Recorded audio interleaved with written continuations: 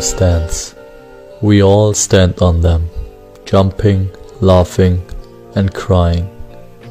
The 74 martyrs were murdered on them.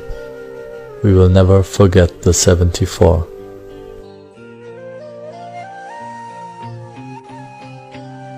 On February 1st, 2012, 72 visiting fans were killed in Port Said during an Egyptian First Division football match between local team Al-Masri from Port Said and Al-Ali from Cairo. Shortly before the final whistle, fans of the home team stormed the pitch and attacked the visitor sector. Some of the mostly young Cairo fans were stabbed with knives, strangled with scarves, and slain with chairs. Others were burned with flares or crushed and suffocated as the escape and main gates were locked. The horrific event is considered one of the world's greatest tragedies in football. But this was not the usual clashes between opposing fan scenes in football. The attack on Al-Ali Cairo fans had a political background. To be able to classify the incidents, the role of Ultras Alawi during the Egyptian Revolution in 2011 during the Arab Spring must be considered. With many years of experience in fighting against the police and good organization, they stood in the front lines against the regime and government troops during the protests, thus enabling the fall of Egyptian dictator Mubarak after 30 years of ruling the country.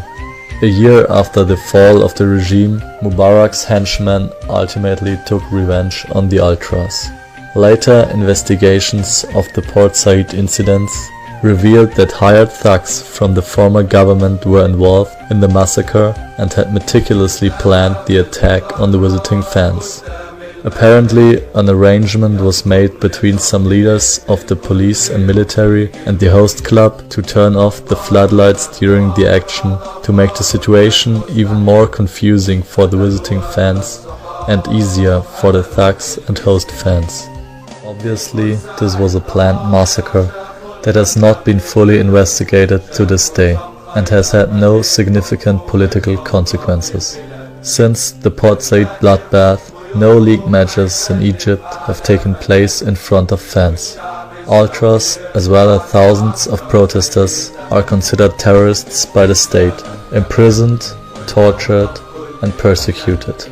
Between the revolution in early 2011 and the incidents in Port Said in early February 2012, contacts developed between Freiburg Ultras and those of Al-Ali. Since another Ultras member died during revolution protests and one had already been shot during a demonstration a few weeks earlier in Tahrir Square, we mourn a total of 74 murdered football fans. The story of these people who died for their commitment to freedom and justice must never be forgotten.